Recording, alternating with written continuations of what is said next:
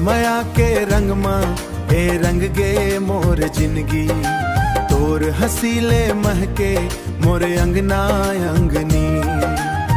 आ जा रे संगी मोर हाथ ला धर ले, तोर बिना ये दुनिया लागे सुन्ना रे।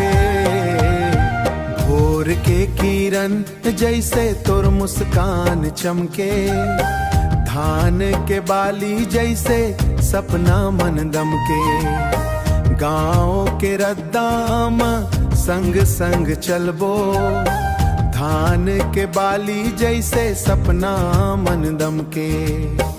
गाँव के रद्दाम संग संग चलबो, जन्म जन्म तक तोर संग रहिबो।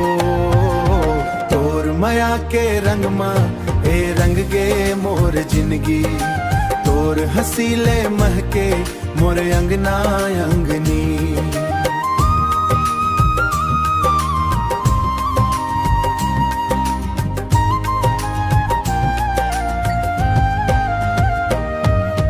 बरखा के बूंद मां तोर सुरतायावे, कोयल के बोली मन तोर नाव गूंजे।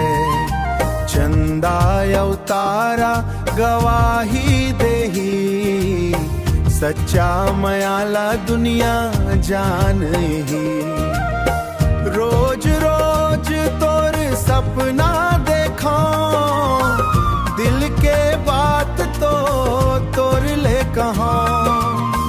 तोर संग जिंदगी मुस्कावत जावे, मोर हर सांस मन तोर माया समाए। तोर माया के रंग मां ए रंग गे मोर जिंदगी, तोर हसीले महके मोर अंगना अंगनी। आ जा रे संगी